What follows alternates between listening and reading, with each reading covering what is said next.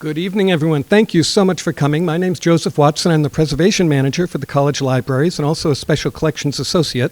The one half of my job means I'm responsible for keeping the physical collections in the best condition they can be in for as long as possible. And the other part is that I help with researchers and classes and such in the special collections. Special collections here at Middlebury is a collection of collections. We have the Helen Hartness Flanders Ballad Collection, which is mostly audio recordings collected by Mrs. Flanders in the 1930s, 40s, and 50s. She literally took recording equipment into the hills and valleys of New England and got people to sing into that microphone the songs that they had learned when they were very young. So it's 18th and 19th century ballads, and if you're into that sort of thing, it's one of the most important collections in the country. We also have the college archives, which holds everything from the college charter, which was signed, by the way, on this day in 1800 by the governor of Vermont creating Middlebury College, so 224 years ago. We've got that item, and we also have recent zines made by students this semester being added to the collection. There's also the Abernathy Collection of American Literature. It's a wonderful collection, many first editions collected by Julian Abernathy, given to the college in 1923, and then added to by various and important curators over the years. And then a rare books collection. And many of the pamphlets that you saw in the other room, in our research room, are from both the Abernathy collection and the rare books collection. So we love it when people come to look at our stuff. There's no point in having collections unless they're used, read, handled, looked at. So we really appreciate you coming today, and we very much appreciate the new Millennials Project partnering with Special Collections to include us in this event. Thank you. And also a special thanks to Rebecca Irwin, who runs Special Collections, and Michaela Taylor, who helped us curate this particular group of pamphlets, along with help from Ron. And she could not be here today. So again, thanks for being here. I would tell you where the restrooms are, but I don't really know. So okay. And the exits are where the signs say exit. So you're supposed to say that kind of thing before you get started. Yes, this is a collaboration between Middlebury College's Special Collections and the new Perennials Project. The new Perennials Project has been in residence here at Middlebury College since 2018. It's one of two sites in the country, and probably maybe the world, in which these ideas are being explored. The other place is the Land Institute in Salina, Kansas. And I've been greatly influenced by the co-founder of the Land Institute, Wes Jackson. And so a few years back, he and I and some other folks put together some ideas about thinking more deeply and broadly about how to apply some of the insights that have come out of the Land Institute and other organizations to develop perennial alternatives in agriculture, how we might apply that perennial thinking outside of agriculture, particularly in education. And we received a wonderful grant, and when I was looking about where maybe to set up shop in the Northeast, a colleague of mine said, you should check out Middlebury College. It's a good place, and Vermont's a good place. It's just weird enough that they might take an interest in these crazy ideas that you have. So that's why we're here. We've been here since 2018. I teach a course with my colleague Mark Lappin. I have a colleague, Lisa Winkler, who helps me work with community partners. We teach a course. We work with student interns, two of whom are here today with us, Mishka and Kylie. And Kylie wrote a pamphlet, so we might get her to say a few things about her pamphlet in a bit. We publish pamphlets and books and other sorts of things, and those are over there. And we explore these ideas in a way that we hope will make individual lives and in communities and classrooms more equitable, more diverse, and full of opportunity for the right kind of growth, I guess, deep roots in place. So before we go any further, I want to just pause to acknowledge that Middlebury College sits on land which has served as a site of meeting and exchange among indigenous peoples since time immemorial. The Western Abenaki are the traditional caretakers of these Vermont lands and waters, which they call Indakina, or homeland. We remember their connection to this region and the hardships they continue to endure. Let us take a moment of silence to pay respect to the Abenaki elders and to the indigenous inhabitants of Turtle Island, past and present.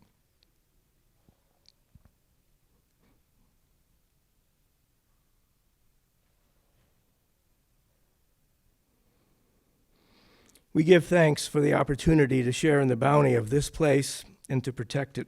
We are all one in the sacred web of life that connects people, animals, plants, air, water, and earth. So you've all had a chance to go into the reading room and see some wonderful pamphlets. Joseph told me that will remain open after these talks. So if any of you missed something or want to, after hearing the talks, want to go back in and see what you missed, you can do that. So our plan now is to have 3 speakers come up and talk about their work in either the history of pamphlets or in Brian's case, writing one for us in 2022, and the work that he describes that he and others are doing in that pamphlet. And I just want to say that we had a 4th panelist planned, Professor Rebecca Gould, who teaches environmental studies here at Middlebury. She was unable to make it today, but she sends her regards and her regrets, and we'll miss her. But she was going to talk a lot about the Nearings and their work, but we will miss her. So we're going to give each of the 3 panelists 15 minutes or so to say a little bit about their work, and then they're going to sit down here, and we're going to open it up to some questions, and hopefully bring up Kylie, and I don't know if anybody else here has written a pamphlet, but to at least talk a little bit about work and get your questions. So I'm going to read little bios as the speakers come up. So our first panelist speaker is Ron Mordecai Maycliffe. Ron is a historian, a teacher, activist, and community archivist. He's trained in the history of early modern and medieval Europe. He also teaches about communal thought, insurgent literacy, Victorian medievalism, colonial encounters, and the origins of the state. He is currently working on his first book, Fragile Sovereignties, Archives, Insurgents, and the Politics of Legitimacy in the Low Countries, 1323 to 1669. He's also teaching a winter J-term course in the radical pamphlet tradition. So come on up. Sure, we can clap. And this will advance you. It's on. So if you want that. Thank you, Bill. Thanks, Bill. Thanks so much to everyone for coming. So I wanted to start with this image from the 17th century of a pamphlet peddler. It might be a little bit too far away to read for some of you, but a few of the points that we can draw out of that image are that most of the things that he's selling are unbound, so they're ephemeral. Many of them are official, right? There's a couple of edicts and an almanac in there. So it's very eclectic. It's a very eclectic collection of things that he's selling, and that he's pretty well dressed, so he's making a nice profit. Okay, and that's kind of perhaps one of the unradical truths about pamphleteering is that I just saw John over there, so maybe that's not quite true, but that we're talking about a capitalist enterprise, right? You want to sell pamphlets, you want to sell books because you want to continue doing so, unless you have your own ways of well, I don't want to share too much. So one of the things that were very profitable to sell, especially in 16th century Europe, were indulgences. And this takes us to kind of the origin story of the pamphlet.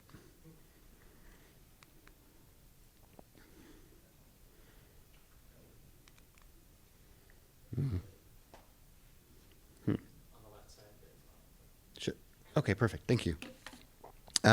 So Martin Luther really invented a new kind of theological writing that was accessible, that was in the vernacular, in his case in German. It would have been clear, accessible, short, right? So I'm teaching a class about the great pamphlets in J-term, and some part of the idea there was that our attention spans have been diminished as a civilization, I think, in the last, especially 20 years, but maybe more than that.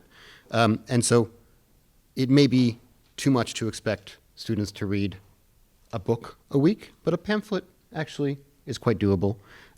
Also, book historians suspect that many of the great books that are taught at a place like Columbia weren't really read in their time, but pamphlets were. And this is thanks in many ways to Martin Luther. Think what you want about him. Not a neutral figure in any way, but he did bring us the pamphlet. And in some ways, especially just the visual space of the beginning of a pamphlet, I think we really owe to Martin Luther. I'm referring here to a book by Andrew Pettigrew, a book historian in the UK, who wrote a book called Brand Luther, right? And that's not just a brand of Luther, the thinker or the figure, but especially a visual brand. And that was centered around his name, right, kind of front and center on this pamphlet, and in many cases his image as well. Another important word to use from the outset is Flugschriften, so the German for flying words or flying letters, which is when a pamphlet, because it's short and early modern print workers were very, very fast, something like this could be printed in Wittenberg in Germany, and then a couple weeks later printed again in Switzerland or northern Italy, because it doesn't take that long to get from one place to another, and you can put it together and print it again, whether with permission or not. So in some ways, the idea of a pamphlet is to spread an idea. So maybe it's a bit of an exception to this rule that I suggested about early modern printing, where actually capitalism and the ability to make a profit is central. And indeed, because of Luther, Wittenberg becomes the print capital of Germany in the 16th century. It's still a very small town, but it was for a time the print capital of the Germany. Thank you, Lisa. But as we can see from this page, from this image, Brand Luther wasn't exclusive to Luther. And in fact, these are some of his kind of erstwhile allies, eventual enemies, who take part in the 1525 Peasant War. And I'll say a little bit more about that. But I want to point out here that pamphlets, in this case, right, you can talk about a reformation of the princes, which is what Luther was advocating, right? He wanted to bring princes on board his project to go against the Catholic Church, because they would make money getting taxes. You can talk about a reformation of the towns, some of which went with Luther and some of which didn't. And you can also talk about a reformation of the peasants. In their case, they were rebelling against lordship more generally, and the right to disobey, even depose their lords. And they developed, especially in this pamphlet, the idea of republican government as opposed to monarchical rule, influenced by the Swiss Confederacy, right? At the bottom here, what it tells that translates as what increases the Swiss, the greed of lords, right? The idea of the Swiss Confederation as this republican stronghold in the center of Europe. So when German peasants rose up against their lords, they were turning Swiss. That was the phrase that was used. So this pamphlet called To the Assembly of the Common Peasantry, it's either written by Thomas Münzer or Christoph Schappele in Nuremberg. It's the most thorough justification for the Peasants' War written at the time. It's also a direct response to Luther's arguments that rebellion is never justified and that there is no religious basis for the Peasants' War. In this image, we have the Pope kind of on the wheel of fortune here. That's what the pamphlet calls it. We have the nobles on the right on their horses, and we have the commoners on the left, and what looks like Luther at the bottom, turning the wheel. So we kind of have all of the different forces involved in this conflict arrayed on one page, and you have some similarities in terms of the catchiness visually of the pamphlet. But of course, when you have,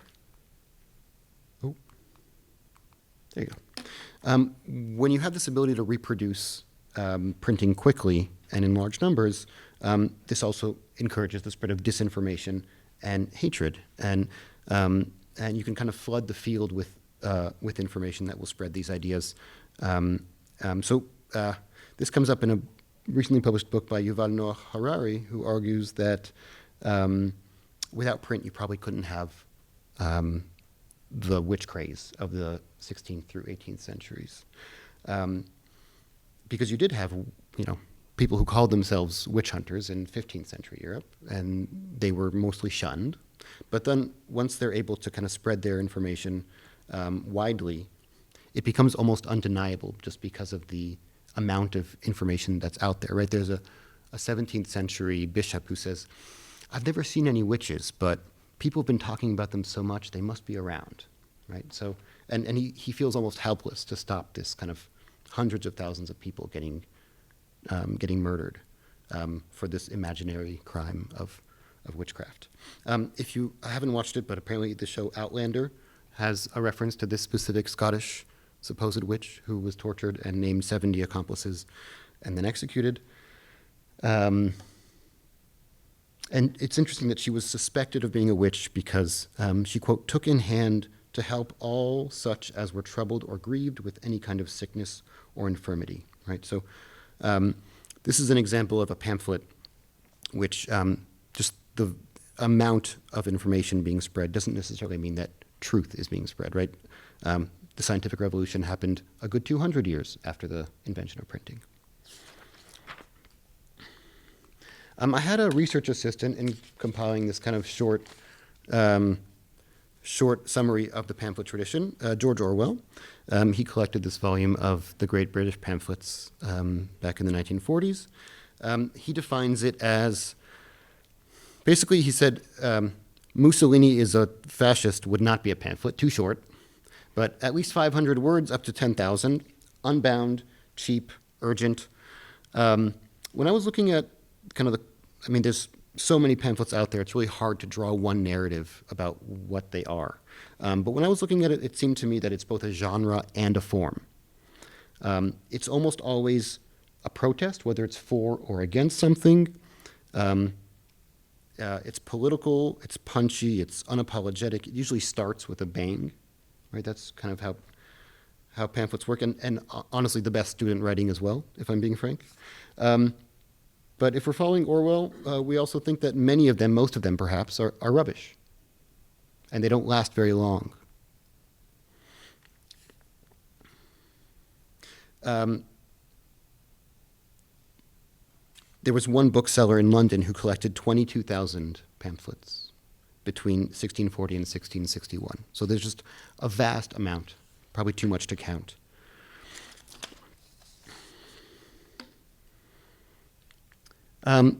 Still following Orwell here, he summarizes this period from John Knox to Jonathan Swift as, quote, volleys in a single great battle, Catholic against Protestant, feudalism against capitalism, England against Spain, king versus parliament, parliament versus its own left wing, and Whig versus Tory. With John Milton, we have a case for the free press by an advocate of the parliamentary cause in England who's horrified by his own party's autocracy and suppression of freedom of the press.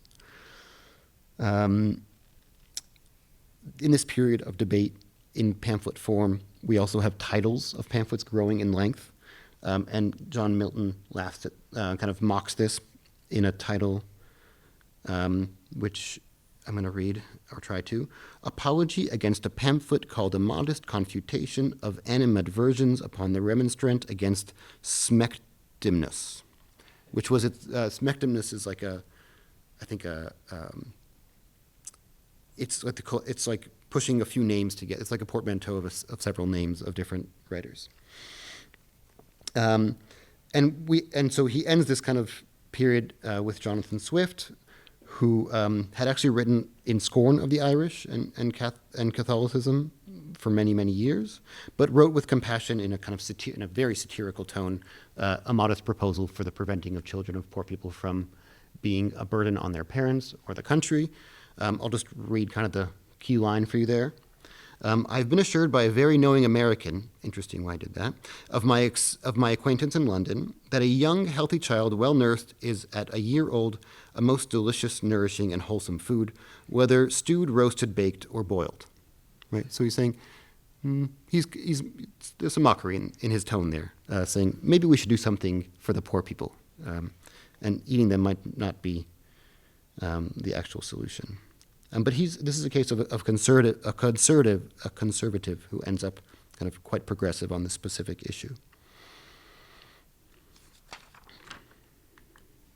Probably the most well-known pamphlet, at least of the 19th century, would be the Communist Manifesto, written in Brussels in 1847 by Marx and Engels, sent to London and printed in German in February of 1848, but not responsible for the many revolutions that popped up around Europe in that year, because it was very sparsely read at the time, and really only became well known after the Paris Commune and during the Paris Commune of 1871.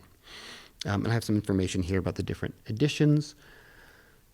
I'll speak a little bit about the Esperanto English edition published by Charles Kerr, or just about Charles Kerr himself in a moment. But yeah, and this is going back to our exploration of kind of the ability of pamphlets to spread disinformation.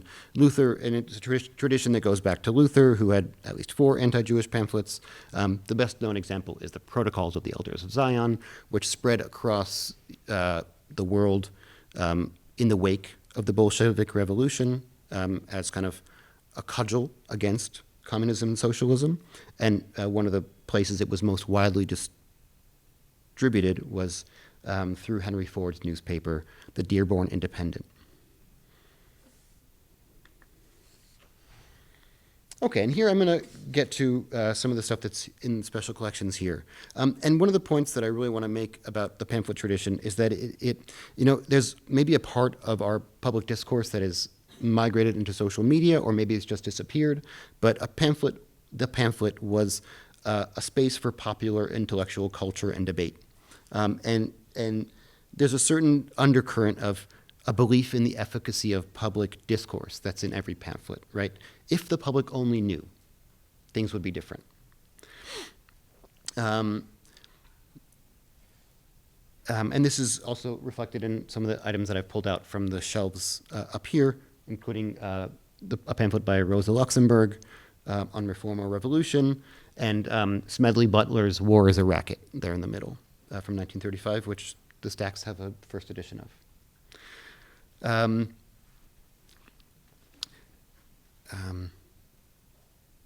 So I just want to point out the name on Louis Harap there on the Marxism and Darwinism pamphlet, which I read last week in here. He was an educator, scholar, and editor who actually testified in front of the House Un-American Activities Committee that Jews were better off in the Soviet Union than in the United States. Not sure that aged too well, but history could come around again, we don't know. And this was published by Charles H. Kerr and Company in Chicago, which is now a workers' co-op. But in the kind of mid-20th century, they conducted worker schools, were active on indigenous rights, and had published some things by the International Workers of the World, and for many years were the leading English language radical publisher. Some of them, okay, a couple more minutes. Yes. Thanks, Bill. I want to draw your attention to some of the marginalia in this pamphlet, right? It's up here at the top and around the corners.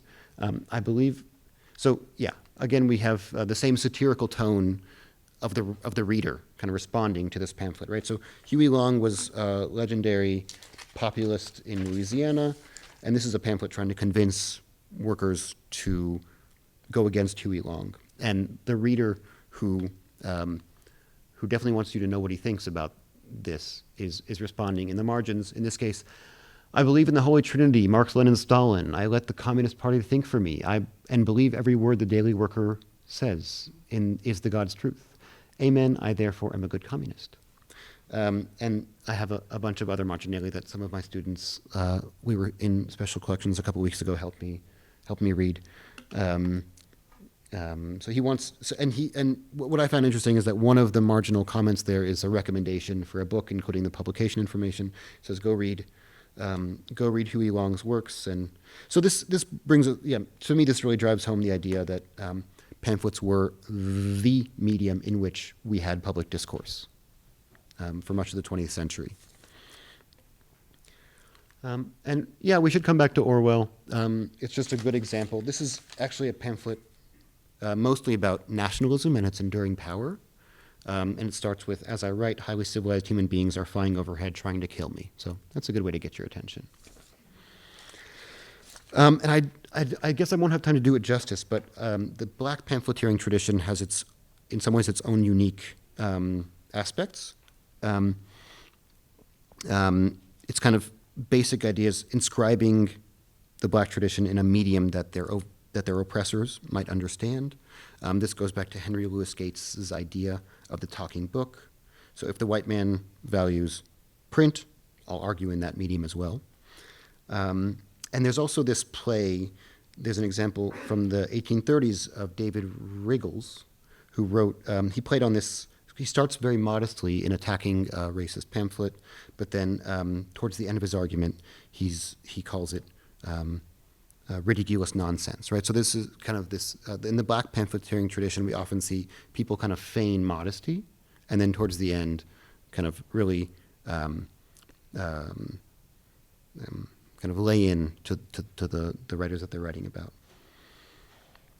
And there's also this kind of infusion of orality into the written word in the black pamphlet tradition, whether it's because it's a public talk that's being written down, or because, actually in some cases, in the case of Chester in the 1860s, he includes some applause lines. Like when he gave a speech, he inserts the word applause. Good, and I think that we're going to hear more later on about the New Left and the pamphlet tradition. There is a lot to say about that. In fact, every one of these slides could be, and in some cases is, a course at Middlebury College. So there's so much more to say, but I'll leave it there with these kind of cool examples from the 1970s. Thank you.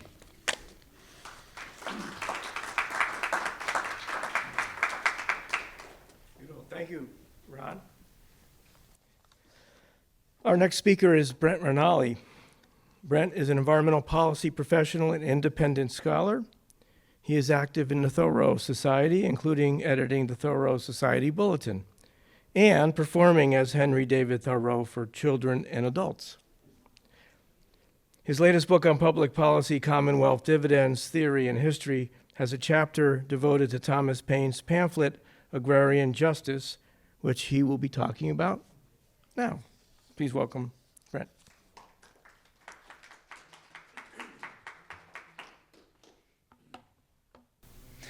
Thank you all for being here today. Thanks, Bill and Lisa, for having me. So I'll be focusing in my remarks here on one pamphlet in particular, that is Agrarian Justice by Thomas Paine. Paine was, of course, the author of many famous pamphlets, including Common Sense, which helped galvanize the American public to win their War of Independence, and other blockbusters like The Rights of Man and The Age of Reason. Agrarian Justice came after these. Published in 1797, it was Paine's last major pamphlet, and it has a reputation in Paine studies as a neglected pamphlet.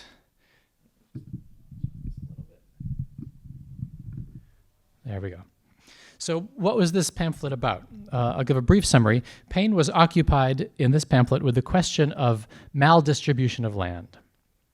So for most of human history, land was wealth and wealth was land. Paine believed that the earth is every person's birthright in common, so every person has an equal moral right to access to the productive power of the land. And this was an idea that Paine shared with many thinkers who had come before, including Thomas Aquinas and Hugo Grotius and John Locke, among others. So ideally, everyone would have equal access to the land, but all too often this has not been the case. Even when land starts out relatively well distributed in a given society, there are economic forces that tend to concentrate land over time in the hands of a few, and this results in poverty and precarity for the many. This was seen over and over again in the ancient world. In Paine's own day, the European feudal system was breaking up, and with it the limited traditional protections that commoners had enjoyed. In Paine's native England, the upper classes were enclosing the commons, depriving ordinary people of their livelihoods and driving them into cities and factories. In France, the discontented poor had already fomented one revolution and continued to threaten to tear up the social order. So what can be done about maldistribution of land? Paine titled his pamphlet Agrarian Justice Opposed to Agrarian Law and to Agrarian Monopoly. So agrarian monopoly is this tradition, this condition. So there were people who defended the state of affairs, like the English writer Robert Filmer, who argued that resource inequality is the natural state of things, and it has God's blessing, and the masses just have to accept their place in the pecking order. Agrarian law, on the other hand, from the lex agraria of ancient Rome, is redistribution of land, which in theory could be a peaceful transfer, but in practice tends to involve social revolution and bloodshed. And then even after this bloodshed, we're just back where we started again, right? And the distribution is bound to deteriorate again. So is there a better way forward here? Is there a way out of this cycle? Is there a way to fix the maldistribution of land that doesn't involve revolution and potentially bloodshed? A lot of thinkers had wrestled with this problem, including Aquinas and Grotius and Locke. Details are in the book. I forgot to bring a copy, but that's the cover on the screen there. But the bottom line is that the solutions offered by these thinkers weren't really very good. So, for example, Thomas Aquinas says that because the earth is a common birthright, in lean times, the poor have a right to take what they need to survive. So in other words, Aquinas is endorsing petty theft, and he's offering nothing to actually solve the problem of poverty. And I feel like I'm going back and forth in and out of this microphone, so I'm just going to... Can people hear me okay if I'm speaking in this voice? Yeah, okay, I think this will work better. So Paine's pamphlet, on the other hand, offers a genuine solution. He says that we can solve the problem of maldistribution, we can cut through the cycle of poverty and revolution without actually redistributing the land. So remember that land is wealth and wealth is land. You can provide justice to those who have been deprived of their birthright in land by redistributing the wealth that flows from the land. So Paine proposed levying an inheritance tax on landed estates and using the proceeds to fund social security for the elderly and seed capital for young men and women starting out in life. So it's actually quite a brilliant idea. Paine was the first person to think of it. So if you read any standard biography of Paine, you will learn that this pamphlet, Agrarian Justice, was written in Paris after the Jacobin Terror, in which Paine had nearly met the guillotine, and that it was published in Paris and London, and that it met with little or no reaction. In France, most of his friends had died or been driven out during the terror. In England, the conservative government had been cracking down on the radical circles that he had moved in. In America, where he retired to shortly after writing this pamphlet, he was now deeply unpopular, thanks to his perceived French atheism, and he died a few years later, poor and alone. So we can look at a pamphlet like Agrarian Justice and say, it was a failure. It didn't make a big splash or gain a mass following like some of his other pamphlets had done. But I want to argue that Agrarian Justice was, in fact, a very successful pamphlet. It had a long life, a long career, stimulating lots of conversations and inspiring many readers. And we could say that its influence has been rhizomatic, spreading invisibly under the surface of conventional intellectual and political history. So what do I mean by that? Well, as I mentioned, the conventional story is that Agrarian Justice was printed in Paris and London in 1797, and that was about it. But pamphlets are gray literature, and a lot can fly under the radar. If we look closely at the archival record, if we scratch the surface, we find a much richer publication history. We find that Paine's Agrarian Justice was printed in Paris not just once, but in 3 editions, an English original and 2 different French translations. And in London, there wasn't just 1 edition or a handful, but at least 10 editions, some authorized and many presumably unauthorized. And then there were more unauthorized editions. From London, the pamphlet spread through the British Isles to Cork, Dublin, and Edinburgh. And from the French, it was translated into German and published in Neustrelitz. And it spread to the Americas as well, where pirate editions were printed in Baltimore, Philadelphia, and Albany. So people were reading this pamphlet. And if we look at newspapers, we find corroboration of this. Paine's radical friends in London were so enthusiastic about the pamphlet that they sponsored a public debate that was advertised, a debate on this topic that was held soon after the pamphlet appeared. The pamphlet was reviewed by a number of periodicals on both sides of the Atlantic, and even when the reviewers did not endorse Paine's proposal, these reviews demonstrate that people were reading the pamphlet and taking the ideas in it seriously. And then in the 19th century, the pamphlet went underground.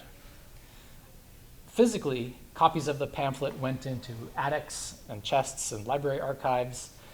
The text was no longer printed in pamphlet form, but instead it was reprinted in anthologies of Paine's complete works. And the ideas in the pamphlet periodically reemerged in odd places. And so I'll briefly tell a few of those stories. George Evans was a New York-based printer who produced one of the earliest editions of the complete works of Thomas Paine. He was also a co-founder of the National Reform Association, which lobbied for equitable distribution of land in the newly forming western states. The efforts of Evans and the National Reform Association led directly to the federal homestead law that directed how so much of the American West was settled after the Civil War, granting farmland not to speculators or insiders or grandees for the most part, but to ordinary families and family-sized plots. This legislation was one of a handful of the most important decisions made by Congress in the 19th century in determining what kind of a nation we would be in the 20th, demographically and socially and politically. Now, obviously, Evans's solution to the problem of maldistribution was different from Paine's. It was directed toward American conditions rather than European. And of course, we also need to acknowledge that the land that was being distributed was not empty or had not long been empty. It had been stolen or seized by conquest from native peoples, and Evans's plan was deaf to that. But it is clear that Evans was trying to address exactly the same problem that Paine had. And if we take Evans at his word, he took inspiration from Paine's agrarian justice. He said in an 1850 speech that agrarian justice was excellent material for building up democratic and social republics. Another example from the late 19th century, Henry George is a name that you may have heard of. His book, Progress and Poverty, was one of the great bestsellers of the entire 19th century. He argued that because the cause of so much poverty in the midst of plenty in the Gilded Age was the hoarding of land by rentiers and speculators. And his solution was to tax land holdings up to the land's full rental value. That would incentivize people to make the most productive use of the land they held and to divest themselves of land they were not actively using.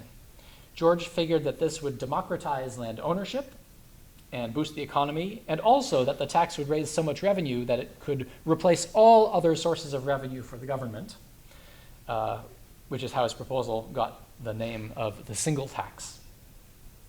Now, this is very similar, clearly, to what Paine proposed, with just two major differences. One difference is that it involves a real estate tax rather than an inheritance tax. The more significant difference is that while George proposes that the tax revenue go to the government, Paine proposed that the revenue be distributed to the people. It appears that George developed his plan without any knowledge of Paine's pamphlet, but it also appears that somewhere along the way, his readers and listeners brought Paine's pamphlet to his attention, because in his later writings, he starts to add themes from agrarian justice to his arguments. So he says that distributing single tax revenue as Social Security to widows and orphans and the elderly would be a fine use for the funds. And even, he says, that excess revenue could be issued as universal dividends. So now we'll jump forward into the 20th century. There are several more stories like this. So Paine did not directly inspire the US Social Security system, but he proposed something similar. And if you visit the Social Security Administration's website today, you will find a page devoted to agrarian justice that reproduces the text of the pamphlet in its entirety. Advocates of basic income, a guaranteed, government-guaranteed minimum income. They concocted their schemes before they discovered Paine, but now that they have discovered him, agrarian justice is considered one of the foundational documents of that movement. Social entrepreneur Peter Barnes, who first popularized the idea of carbon dividends as a way people can be compensated for the pollution of their atmosphere by fossil fuel companies and also provide the right incentives to decarbonize, was not aware of Paine's pamphlet when he wrote his first book, but readers told him about it, and he's talked about Paine in every book he's written since then. So pamphlets can have different kinds of influence. Paine's Common Sense had an immediate history-changing impact on first release, and now it's considered a historical artifact. The impact of agrarian justice has been a long, slow burn. Over 2¼ centuries, it has captivated readers in generation after generation, gaining converts, and also, just as important, helping readers to clarify their own thinking around the big question that Paine was engaged with. And even today, this pamphlet is worthwhile and thought-provoking read. That's what I've got. Thank you.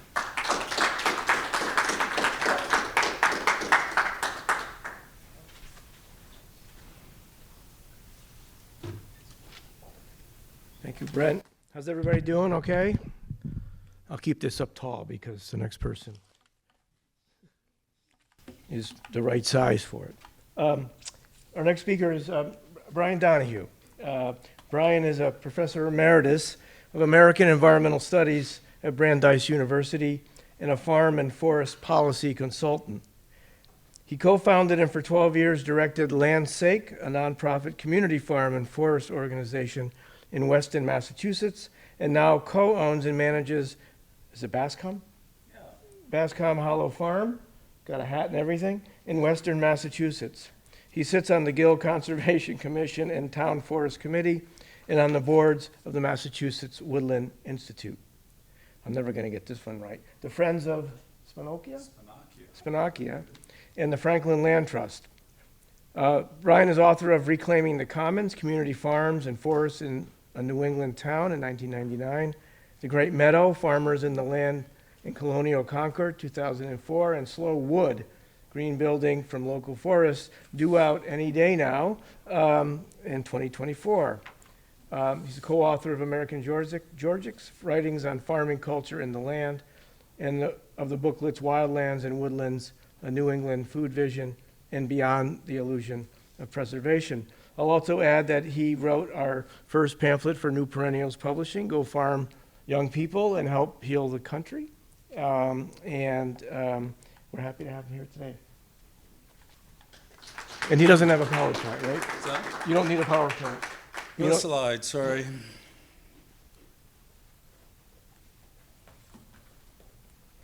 Thank you for having me up here.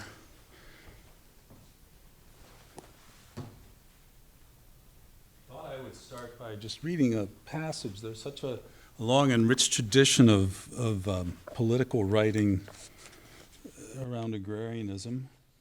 So here you go. See if anyone recognizes this. The conditions which surround us best justify our cooperation.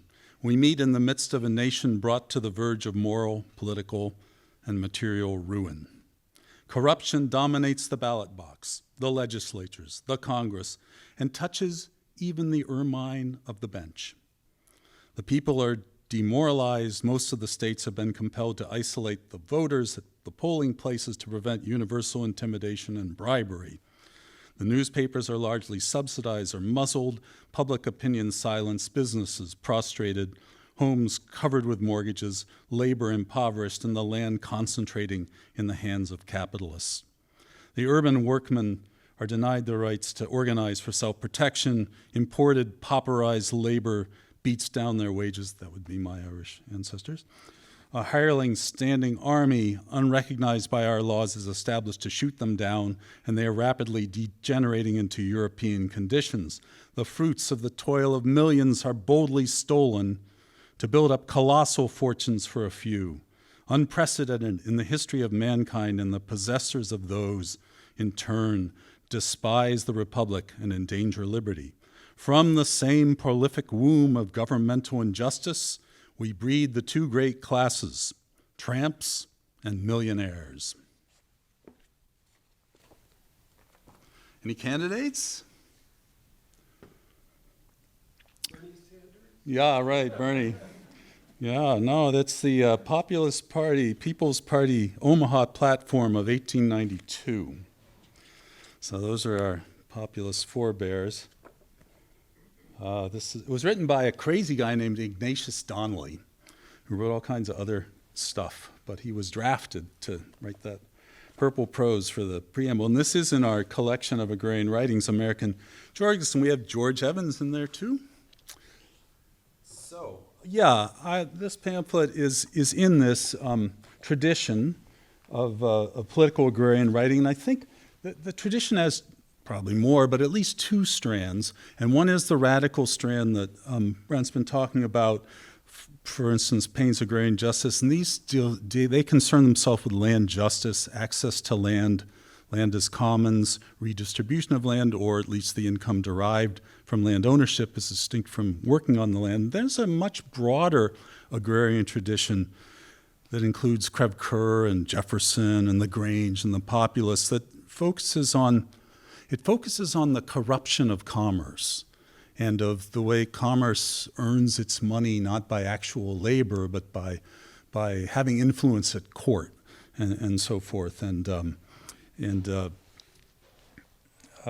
It goes back to like Oliver Goldsmith in the 18th century in England, ill fares the land to hastening ills of prey when wealth accumulates and men decay and so forth.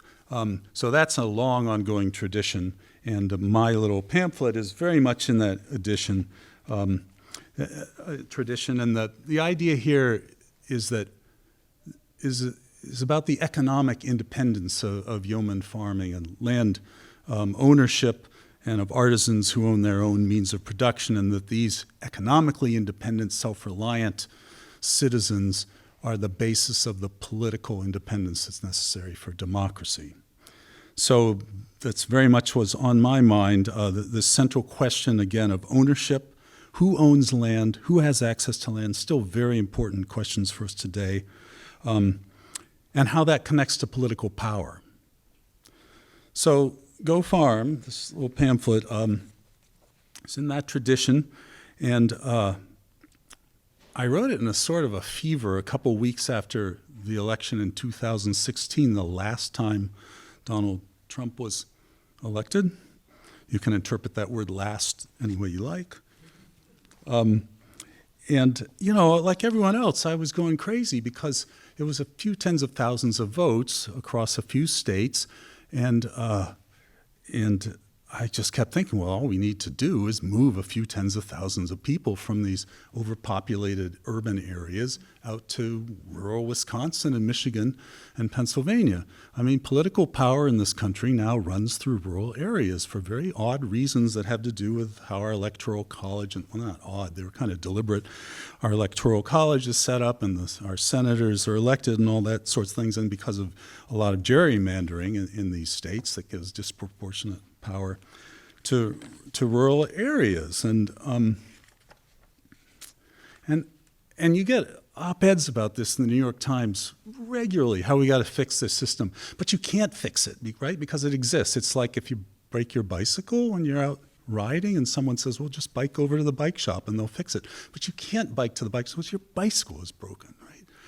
You need to throw it in the back of a truck and get it over there and get it fixed so you can ride some more. So again, the idea of this pamphlet basically is rural Pennsylvania, where I grew up, and Wisconsin, North Carolina, Michigan. These are beautiful places.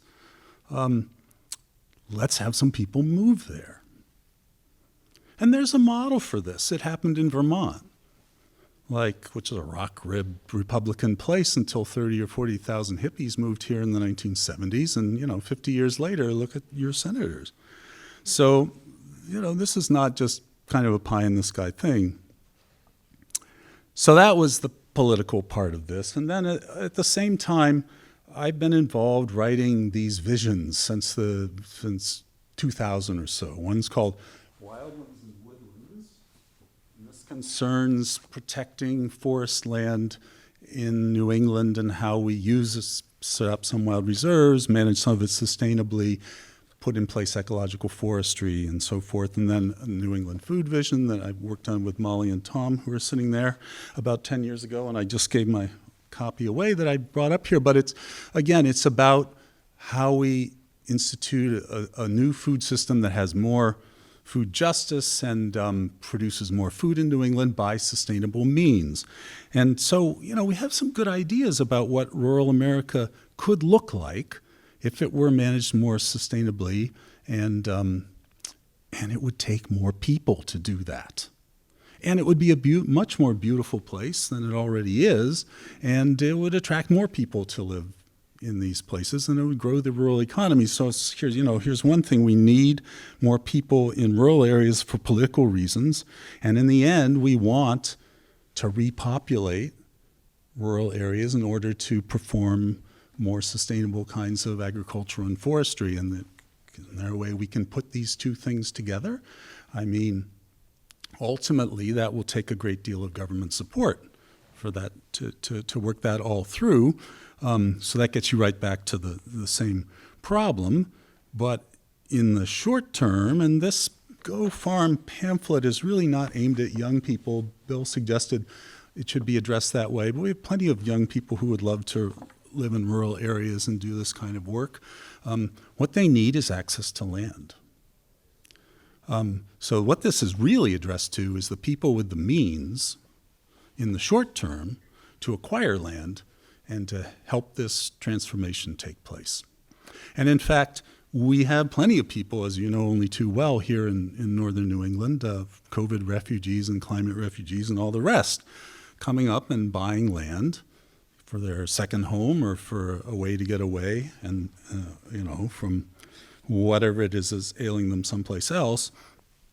And so the suggestion of this is that those people, especially if they have progressive political kinds of ideas, have a duty, a responsibility to put their wealth to use, to not only acquire land for themselves, but to work with land trusts to conserve that land, to get easements on it, and to work to make land more accessible for wannabe farmers and to support ecological forestry and affordable housing and all these other kinds of things, so that when you're moving to the countryside, it's not just for you, it's not just an act of consumerism of land, but that it can enable this kind of transformation. That's what the pamphlet's about in a nutshell. So I thought I would just say a couple things to tie back to this theme of land access and ownership and how important it is in all of this. So these visions, let's do the agricultural one and the forest one. They're meshed in that order. So the kinds of agricultural changes that we would be talking about would be eating less meat, but meat that's produced on grass sustainably, perennializing agricultural production that builds more soil carbon, localizing fruit and vegetable production, which involves more people with food production, diversifying the rural landscape so that there's less nutrient and pesticide pollution and there's increased habitat for biodiversity. That's the kind of vision. And what that would mean is that food would be much more expensive because you've internalized the externalized costs that makes industrial food so cheap. So the big issue with these kinds of proposals is how in the world are you going to pay for that? So that kind of food is accessible to everybody and not just, again, the privileged few. And there's a few answers to that question, and they sort of connect to these ideas of pains. The most important one is possibly to make the food directly accessible to everyone, well, by living wages and affordable health care and so forth, so that people have more money to spend on food, because we know very clearly from Bureau of Labor data that people who are more affluent spend more money on food. And they're not eating more, they're just buying better food. So that if people have improved incomes, you will expand the market of those who are capable of buying good, healthy, sustainably produced food.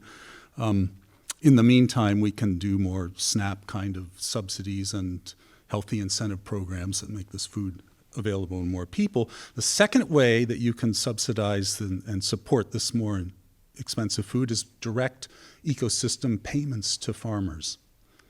Because they're not just growing food, they're trying to grow a beautiful landscape and support biodiversity and do all these other good things. So that's part of what their production is. So government can compensate them for that. Unfortunately, those kinds of payments are often co-opted by agribusiness as a practical matter today.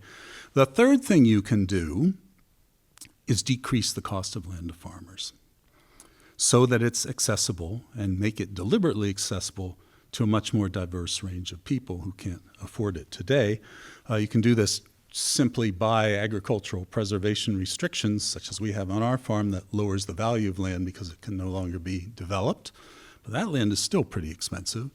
You can go further and work with land trusts to acquire land and protect it and then lease it long-term to farmers at lower rates and subsidize its availability somehow that way. There's a range of things that you can do that address this deep question of this land really should be common property. As a practical matter, how can we diversify and broaden the number of people who have access to it? So there's a bunch of that in this thinking as well. And just let me say that, it's very parallel in the world of forests. And New England is 80% forested, 5% farmland, and the forests are a big deal. And we now know they're a big deal among many other reasons because they sequester and store carbon.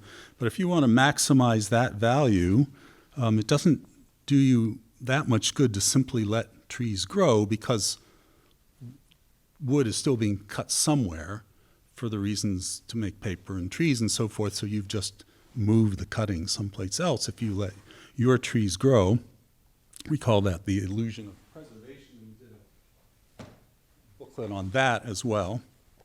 So the question is, again, what can we do about that in the area of forests? And well, there's three things. Try to conserve the forested landscape, definitely establish more wild reserves. There's only about 3% of New England that's in wild reserves, and we propose at least 10%.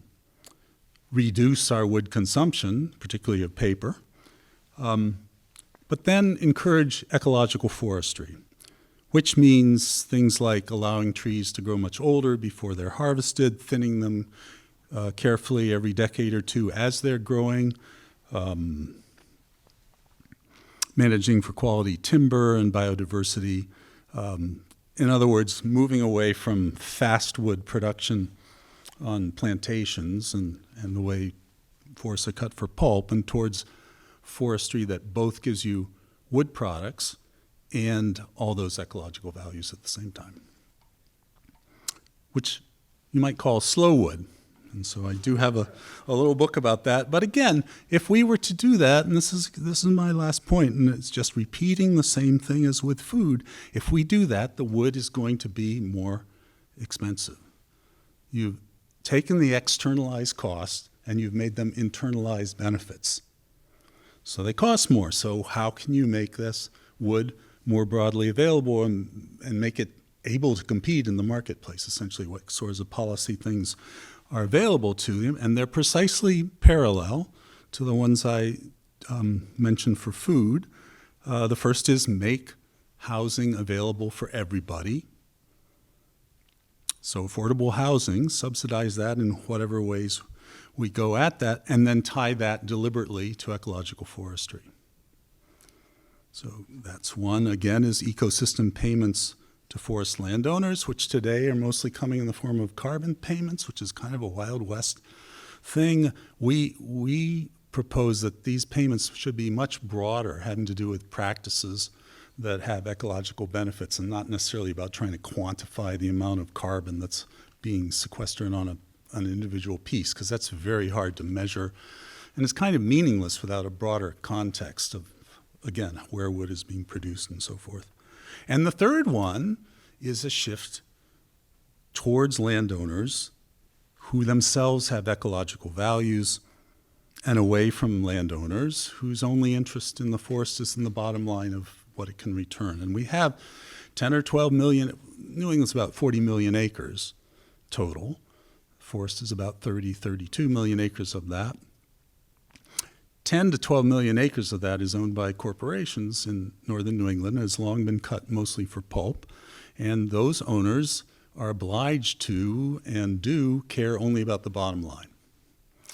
And so they cut on very fast rotations, and there's very few ecological benefits that come from that production. But if we just take the rest of our forest and set it aside to grow, that's the production in Maine or in the southeastern United States that we're relying on. So what we need are, again, more landowners who care for the land in the first place, because they will accept, among other things, they will accept a lower return from their land.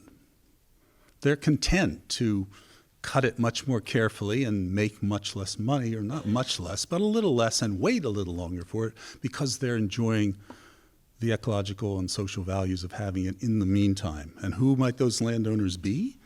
Well, the public owns a good bit of forest in this country, of course.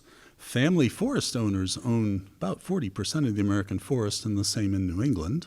So small parcels of, well, small, 50, 100, 200 acres. Those folks, that land is hardly ever cut. So it's providing the ecological values, but not much of the wood. So are there ways that we can get more production out of good ecological forestry on those lands, and then redistribute that corporate land, which would take its acquisition by the government, but then, who should it go to? Well, what about 4 million acres rematriated to the tribes, 4 million acres to states for wild reserves, and 4 million acres to community forests that are owned at the local level and managed both for ecological values and production. That's sort of the gist of what I had to say, but I think I wanted to tie it to the way these very old issues that keep resurfacing about who owns land, and to just point out that it's a political question. It's not just about tinkering with the market. This is about gaining the political power to try to bring these changes about. And those two things, oddly enough, in this country, could very much run together. So that's enough for me.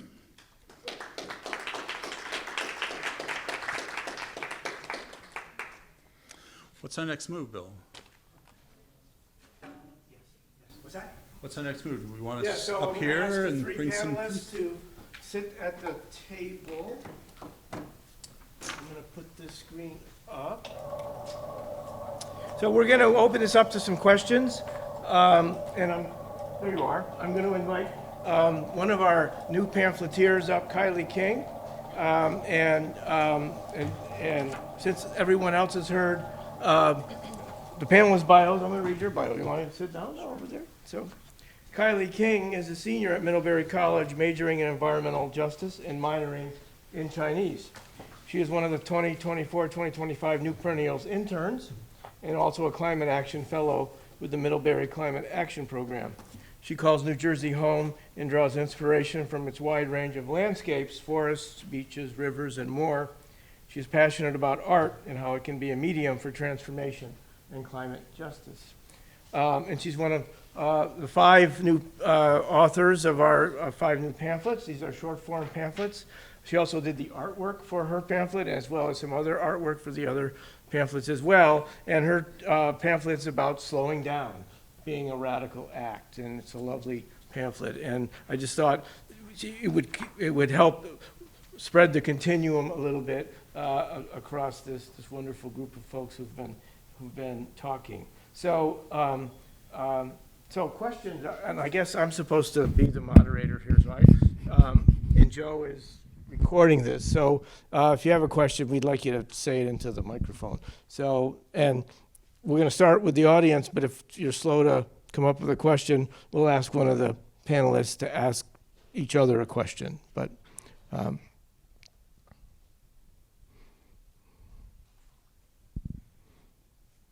I figured as much. Maria? This is not a setup. Hi. No, I was wondering if both Brent knew of Payne's awareness of the reception, and also, like, Brian, your awareness of how your pamphlet is being received.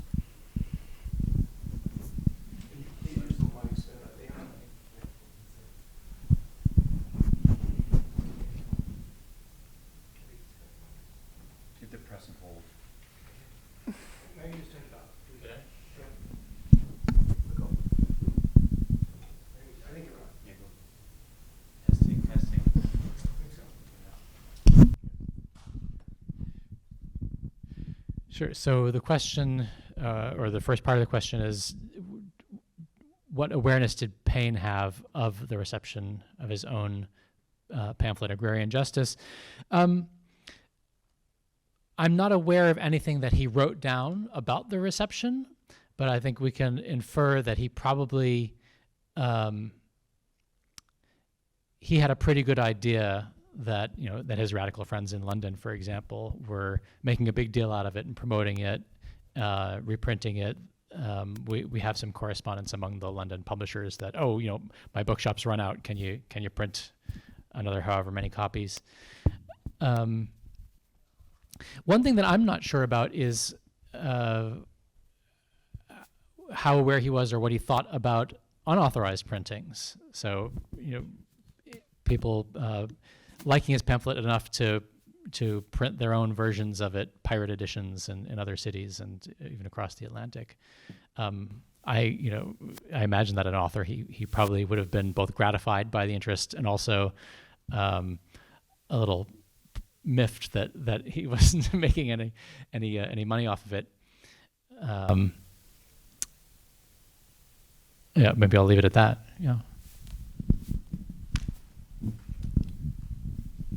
I don't really know. You probably have to ask Bill how it's also electronically available. I should have got it out there earlier because things seem to be polarizing in the opposite direction, so that wealthy Republicans are moving to Montana and all the rest of that.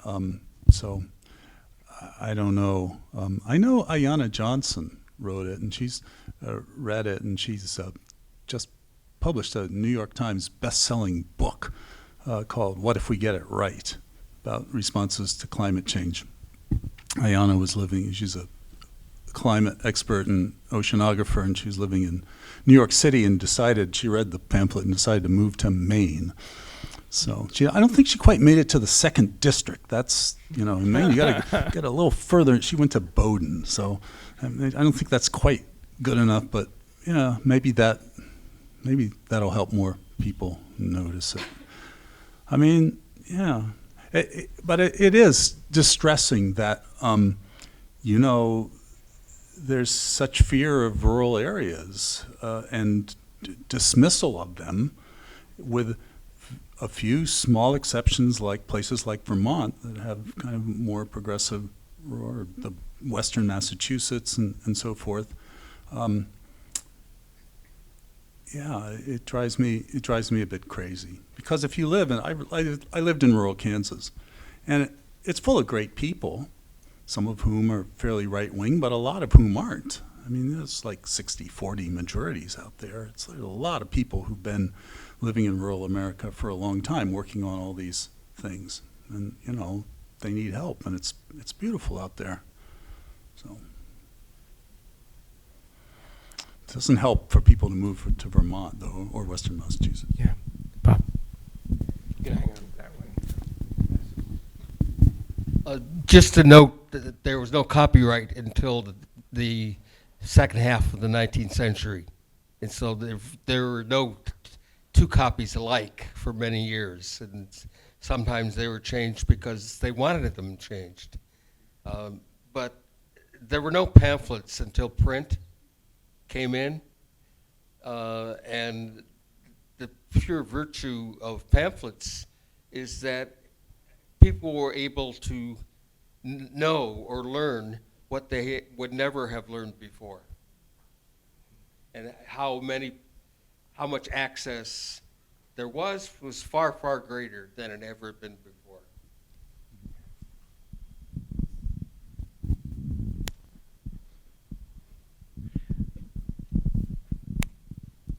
I could actually say something jumping off of that. So that reminds me of some thoughts that I had about Ron's presentation. But the Flugschriften, the idea of pamphlets. So right for the purpose of new perennials, we think of pamphlets as slow technology. That we've got the internet, but if we want to slow down and read more reflectively, the pamphlet is good for that. But if we go back to the origin of the pamphlet, they were fast technology, fast communication. I got my start academically in the history of science, and looking at the scientific revolution. And you talked about how the scientific revolution came a couple of centuries after pamphlets came along. And there are a couple of interesting parallels between pamphlets as fast technology and the kind of electronic fast technologies we're exposed to today. So, the bar to entry was lowered by fast technologies like we have Web 2.0, user-generated content today, and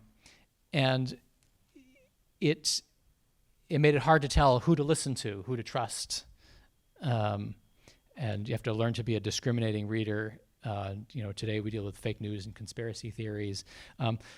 That happened in the 1500s and 1600s as well, and there's a great example, the Rosicrucian craze, where there are a couple of pamphlets published at the beginning of the 1600s by an anonymous author claiming to be speaking for a secret brotherhood and announcing that they're ready to induct new members. But there's no return address. If you want to be considered as a candidate, you need to publish a pamphlet of your own explaining why you'd be a good candidate. So people read this and they bought into it, and there was a flood of pamphlets by people who wanted to be inducted into the secret brotherhood. And it's sort of those of us who remember the 90s, emails from Nigerian princes and saying that email this to all of your friends for good luck. So there was a sort of a credulousness there, and of course we haven't outgrown it even now in the 2020s, the credulousness for conspiracy theories, and we're continuously learning about how to be good consumers of communications. And just very briefly, another problem is incivility. So in the internet, we have flame wars in the early days of pamphlets, and not just in the early days, even in Paine's time, you had pamphlet wars. And sometimes the stakes were very high, like Galileo engaged in pamphlet wars, and that's part of how he ended up being arrested. Giordano Bruno engaged in pamphlet wars, ended up being burned at the stake. The scientific revolution can be seen in part, so aspects of the scientific revolution focusing on shared observation of experiments can be seen as a way of, as a reaction to sort of the uncivil discourse, and saying, well, how can we gain consensus? What are things we could do to reduce the amount of discord and incivility? Well, that's interesting. So if you think of a new technology, so to just thinking out loud, so a new technology comes along and there needs to be some kind of cultural reaction to kind of bring it under control, which is certainly something we're thinking about today with regard to the internet and artificial intelligence and all these technologies that burst on the scene and take off before people can really digest how to So, trivial. see if I can bring Kylie in here for a second because Kylie's been was a student in our perennial turn class, and we try to mimic what we think perennial plants do. They put down deep roots. They have to stay in one place, so they kind of feature regions as opposed to just going anywhere you want, and slowing down. And so we try to do that in our course. And 2 years ago, we decided we would ask students to write pamphlets because they had a lot on their mind coming out of COVID, and like all of us. But students always have a lot on their mind. But we often tell them they have to write papers about what we've been teaching them all semester in a boring way. I mean, not we teach in a great way. They have to write in a boring way about what we taught them. So we said, don't do that. We want you to talk to an audience of your choosing about an issue of your choosing, and use writing to move people to do something that you would like them to do. Well, Kylie, you picked this idea of slowing down and slow form and long form, short form and long form media, in part as a reaction against social media and what it's done to our incapacity really to read something longer than a few hundred words. So do you want to say a little bit about the process for you? Sure. While I was taking the class, it felt like very unnatural to be given such like a loose assignment, and I felt the need to like keep checking in with the professors to be like, is this right? Am I gonna get a good grade? But that was like not the point of the class. And it felt a bit hard to be writing about slowing down while I was in the middle of doing finals for 3 other classes. So luckily I got the chance this summer to intern with New Perennials and actually slow down and write, like fully write out the thoughts I had regarding that topic. So I feel like most of my like learning and thinking came from the summer, and then during the spring semester when I first wrote the first draft. I feel like that was more rushed than I would have liked, given the topic was to slow down. And then I actually have a question for the other panelists is, well, it's thoughts and then I hope it turns into a question. But I'm thinking about how like the pamphlets that New Perennials produces are like relatively short compared to full-length books, and we might think of that as like easy for people to pick up and read. But given that most people are on social media and are used to like quick like 10-second sound bites, how do you actually get people to engage with something that is as long as a pamphlet, even though we might not consider it long in like the grand scheme of things?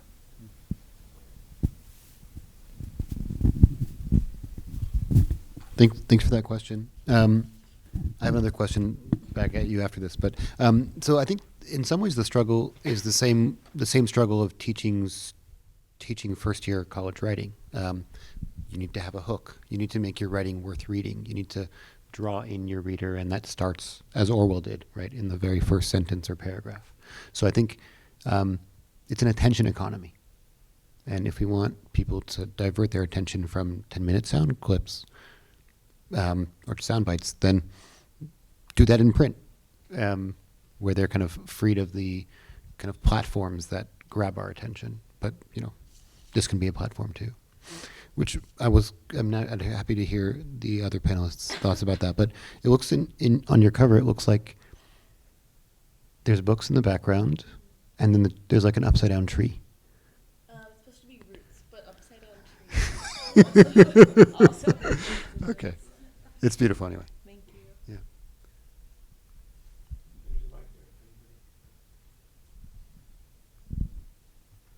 You want to say something, Brian? We get 2 mics? 2 mics, right.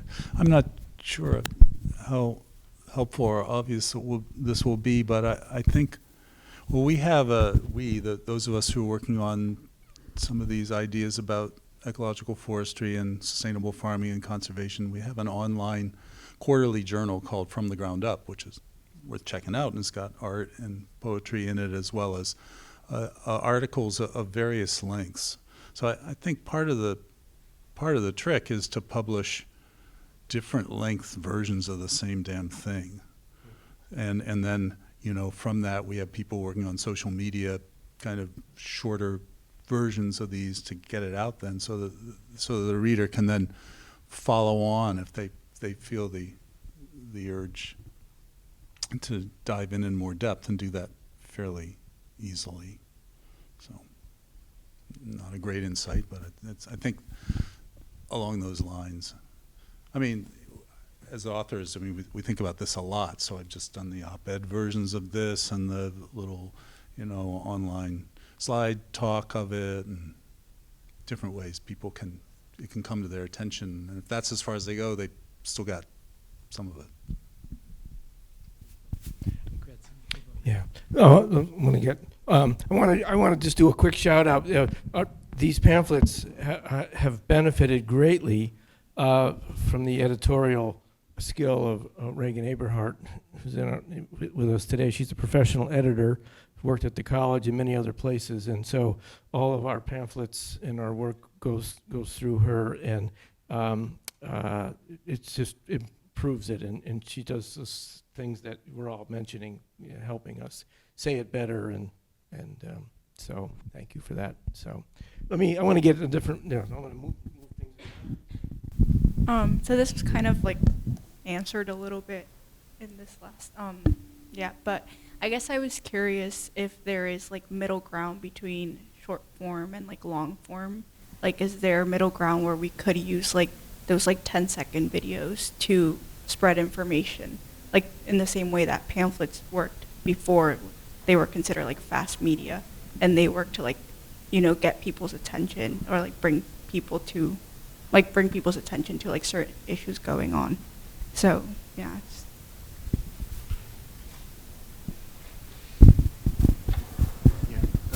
Great question. I'm not sure if this is working. Thanks, Kylie. So one thing I didn't mention about the history of pamphlets is that they're usually read in community, right? And that's why if you had one literate person in a town or a village, the whole town could read the pamphlet.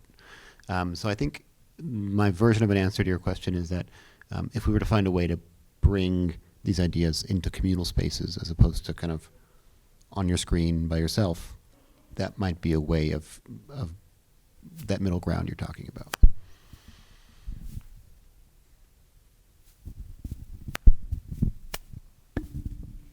I have two questions. The first is for Kylie.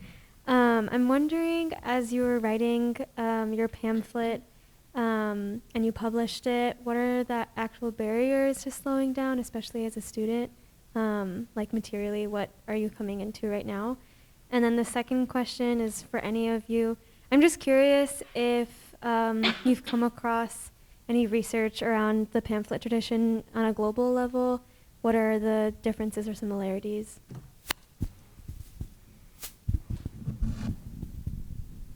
For me, I feel like barriers to slowing down, a lot of it comes from like balancing expectations and like comparing myself to the pace of other people.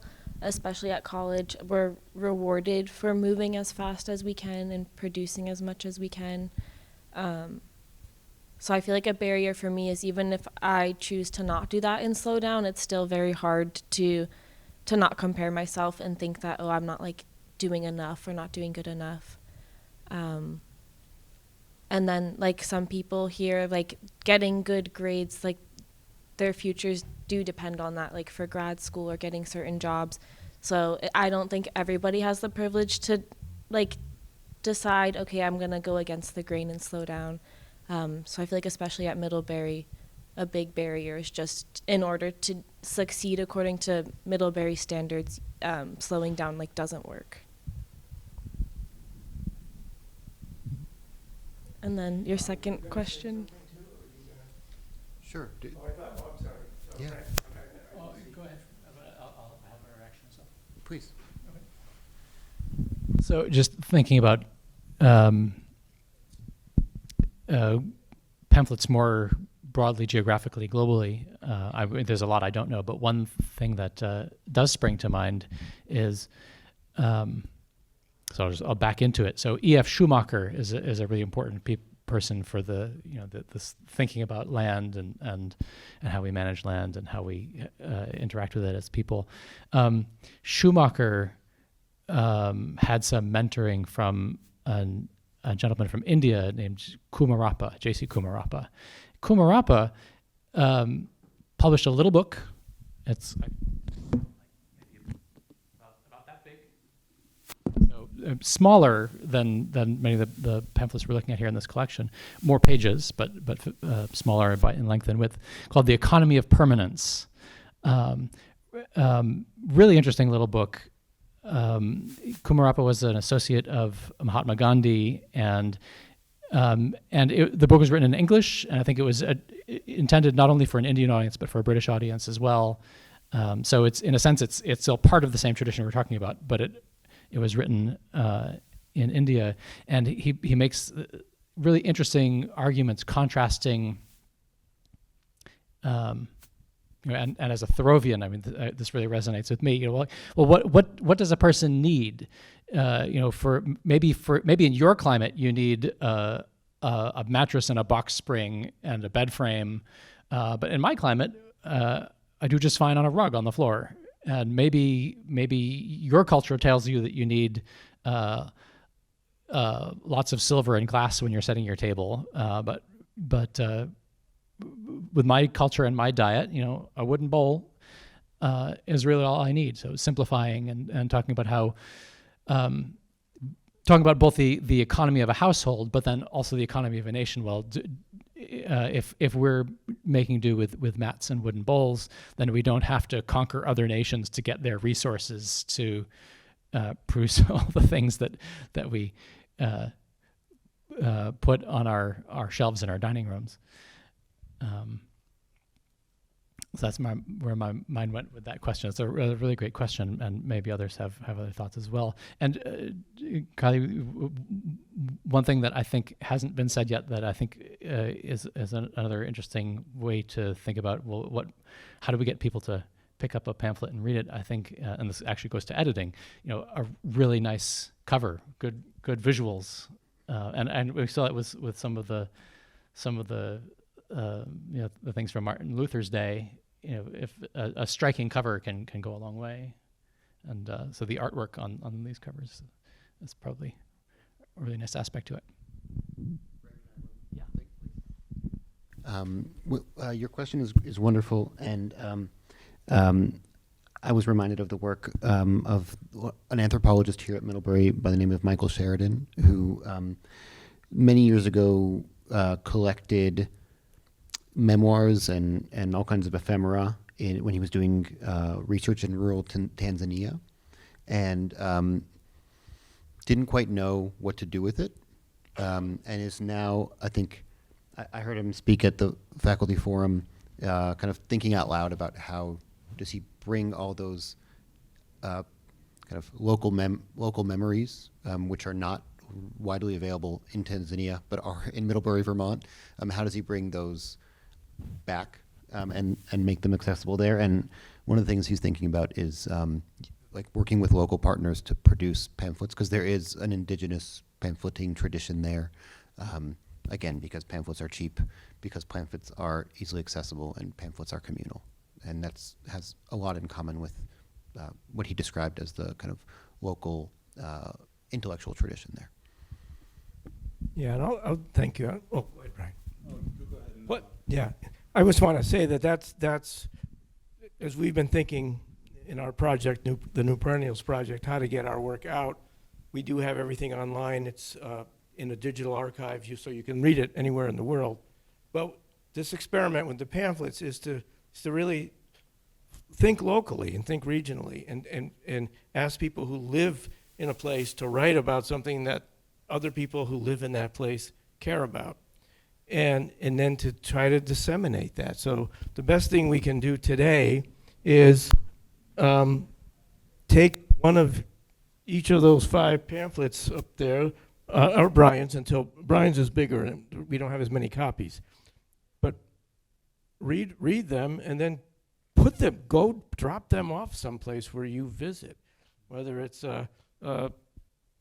you're when you take your kid or grandson to school, nobody's looking. Put it somewhere where somebody might see it, or walk around campus and put it down, or go some other two coffee shops and put it down. I mean, I think that's what we want to be, sort of subversive that way, and then let somebody else read it, and then they can do what they want with it. But I mean, that's really slow, and it's not global, right? So you think we'll never get there that way, but I think the global approach isn't showing a whole lot of promise either. So, or it has limited prospects. So, and we want to give people who live in these places the feeling that they can write about what they care about. They don't have to be a famous author and get published somewhere and sell 10,000 or 100,000 or 1 million copies. So that's one of the goals here. So we have maybe time for one. Oh yeah, Brian.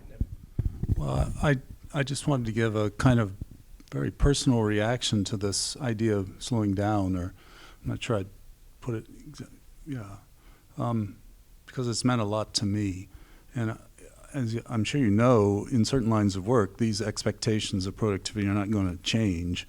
When you graduate, that you'll be if you want to get ahead in a lot of these kinds of careers that people in this room have, it takes a lot of work, and it's very frustrating work, writing, and very stressful kind of thing to do. And myself, I have been able to and insisted on going out and farming. Every day at 3 o'clock, I go out and move the cattle pasture and bring them a hay bale or whatever it is that has to be done, and do that physical work. And I really do believe that, where we are in the world today, it would be possible to organize our economy so that people could have that kind of mix between the intellectual work or whatever kind of work that they're contributing to society, and then the ability to go out and do work that's really physically rewarding and enjoyable and interacting with, or whatever it might be. I think aim for that kind of mix. Sacrifice some of the advance of your career if you can, to getting that something like that kind of balance, which is never totally works.